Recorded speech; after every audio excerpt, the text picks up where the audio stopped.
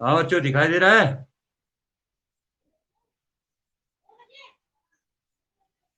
दिखाई दे रहा है बेटा? ठीक। ओके बेटा। आज अगला करते हैं। हाँ बेटा, आज करते हैं वैद्युत स्थितिज ऊर्जा। वैद्युत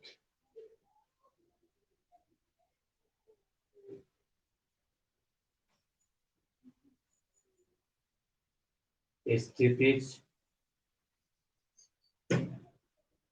ऊर्जा।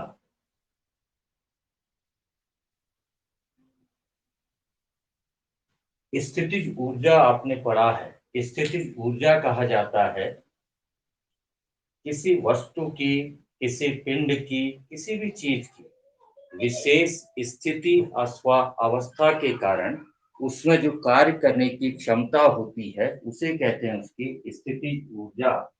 विशेष स्थिति अथवा अवस्था के कारण जो कार्य करने की क्षमता होती है वो कहलाती है स्थितिज ऊर्जा। जैसे खिंचा हुआ कमान खींचने में कार्य करना पड़ता है, वो उसमें जमा हो जाता है स्थितिज ऊर्जा की फॉर्म में, तो वो कहलाती है उसकी वैद्युत सॉरी स्थितिज ऊर्जा। अब आप पढ़ रहे हैं वैद्युत स्थितिज ऊर्जा।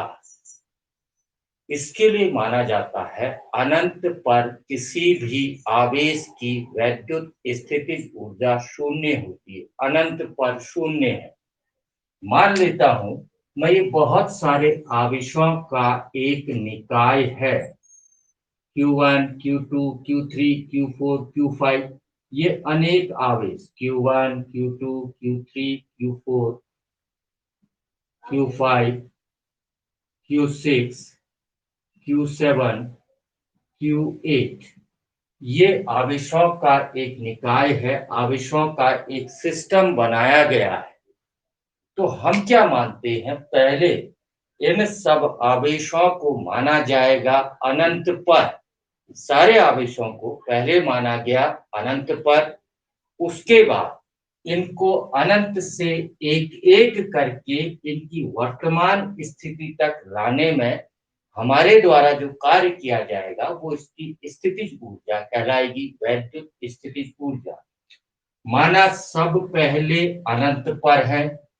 पहले Q1 आवेश को अनंत से बिंदु Q1 तक लाए, कुछ कार्य करना पड़ेगा। फिर Q2 को अनंत से इस बिंदु तक लाए, कुछ कार्य करना पड़ेगा। ऐसे ही फिर Q3 को अनंत से इस बिंदु तक लाए, कुछ कार्य करना पड़ेगा। अर्थात हर आवेश को अनंत से उनकी वर्तमान स्थिति तक लाना है और हर आवेश को लाने में कृत कार्य की गणना करनी है। अब टोटल कार्य निकालेंगे तो जितना कार्य इस निकाय को करने में होगा वही कहलाएगा उसकी वैद्युत स्थितिज ऊर्जा। तो वैद्युत स्थितिज ऊर्जा की परिभाषा क्या हुई? आवेशों के किसी निकाय की वैद्युत स्थितिज ऊर्जा, ये आवेशों का निकाय है, इसकी वैद्युत स्थितिज ऊर्जा उस कार्य के बराबर होती है जो इन आवेशों को अनंत से एक दूसरे के नजदीक लाकर एक निकाय की रचना करने में किया जाता है। फिर से सुन लेना, इस निकाय की वैद्युत स्थितिज ऊर्जा उस कार्य के बराबर है जो इन आवेशों को अनंत से एक दूसरे के नजदीक लाकर एक निकाय की रचना करने में किया जाता है। यह बच्चों वैद्युत स्थितिज ऊर्जा की परिभाषा। अब मैं आपको निकाल के बताता हूं दो आवेशों के निकाय की वैद्युत स्थितिज ऊर्जा। दो आवेशों का निकाय ले लेते हैं। निकाय, किसी निकाय में दो आवेश हैं और उस निकाय की वैद्युत स्थितिज ऊर्जा की गणना आपने करनी। मान लेता हूं बिंदु ए पर स्थित है एक आवेश Q1, बिंदु बी पर स्थित है एक आवेश Q2 जिनके बीच की दूरी स्मॉल r है। दो आवेश Q1 और Q2 एक दूसरे से परस्पर स्मॉल r दूरी पर स्थित हैं। दो आवेश लिए बच्चों, एक Q1 और एक Q2 जो परस्पर स्मॉल r दूरी पर स्थित हैं। दिखाई दे रहा है बच्चों? ठीक है। अब इस निकाय की वैद्युत स्थितिज ऊर्जा किस कार्य के बराबर होगी? इस निकाय की वैद्युत स्थितिज ऊर्जा पहले दोनों आवेशों को माना जाएगा अनंत पर, यानी कि Q1 भी अभी है अनंत पर, Q2 भी अभी है अनंत पर। तो सबसे पहले हम Q1 को अनंत से लाते हैं बिंदु A तक। Q1 आवेश को अनंत से बिंदु A तक लाने में कृत कार्य W1 बराबर शून्य। शून्य कार्य क्यों हुआ? क्योंकि जब हम Q1 को ला रहे हैं तो यहाँ पर कोई दूसरा आवेश उपस्थित नहीं है, यानी कि अनंत से इसको लाने का न तो कोई विरोध करता है और न कोई सहयोग करता है, इसलिए कृत कार्य पहले आवेश को लाने में 0।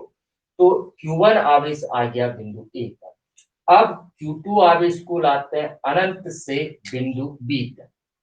ये Q2 आवेश अनंत से ला रहे हैं बिंदु B तक। Q2 आवेश को अनंत से बिंदु B तक लाने में कितना कार्य करना पड़ेगा? उसके लिए एकांक आवेश को अनंत से बिंदु B तक लाने में कृत कार्य वैद्युत विभव की परिभाषा, अभी यहाँ पर Q2 आवेश नहीं है, Q2 आवेश अनंत पर है, तो Q1 द्वारा Q2 पर उत्पन्न विभव Q1 के द्वारा r दूरी पर स्थित बिंदु P पर या बिंदु B पर उत्पन्न विभव V बराबर होता है 1/4 pi epsilon not Q upon R। ये Q1 द्वारा बिंदु B पर उत्पन्न विभव है। इस विभव का परिभाषा से हमने पढ़ा है, ये है कृत कार्य। एक कूलाम आवेश को अनंत से बिंदु B तक लाने में, अर्थात एक कूलाम आवेश को अनंत से बिंदु B तक लाने में कार्य करना पड़ता है कैपिटल B उस बिंदु पर वैद्युत विभव के बराबर। अगर दो कूलाम आवेश को लाएं तो कार्य करना पड़ेगा 2 V। हम यहाँ पर ला रहे हैं Q2 आवेश को, तो Q2 आवेश को लाने में कृत कार्य हो गया Q2 V। इसलिए Q2 आवेश को लाने में कृत कार्य W बराबर Q2 V। Q2 का मान रहा Q2, V का मान हो गया 1/4 pi epsilon not Q1 upon R, यानी कि W2 बराबर आ गया 1/4 pi epsilon not Q1 Q2 upon R। तो देखिए Q1 को लाने में कृत कार्य W1 बराबर 0, Q2 को लाने में कृत कार्य W2 बराबर 0, यानी कि इस निकाय की रचना करने में कृत कुल कार्य, यानी कि इस दो आवेशों की निकाय की स्थिर ऊर्जा Vu बराबर कृत कुल कार्य बराबर W1 प्लस W2।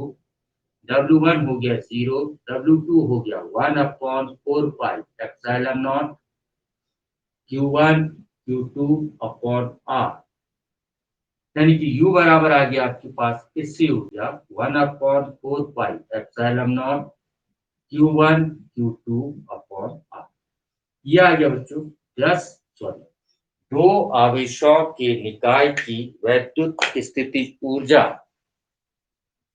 दो आवेशों के निकाय की वैद्युत स्थितिज ऊर्जा निकालने के लिए आपने लाए पहले Q1 आवेश को। Q1 आवेश को अनंत से बिंदु A तक लाने में कोई कार्य नहीं करना है। फिर Q2 आवेश को लाए अनंत से बिंदु B तक। अब अनंत से एकांक एक कूलाम आवेश को अगर बिंदु B तक लाना होता है तो कृत कार्य WB बराबर होता है 1/4 pi epsilon not Q upon R।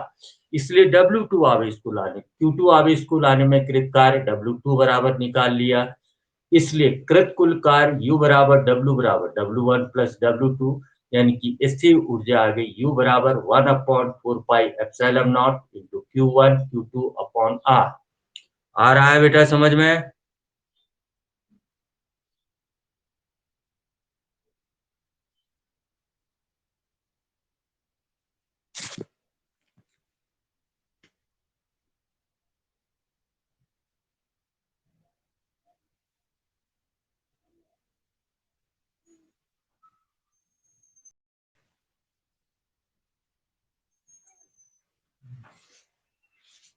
हाँ बच्चे समझ में?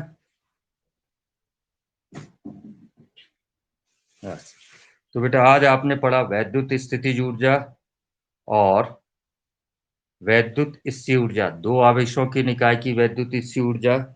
आप करेंगे n आवेशों के निकाय की वैद्युत स्थितिज ऊर्जा। ठीक है बच्चों? ठीक है बेटा, कल ये काम कीजिए। बाय बच्चों, बाय बाय।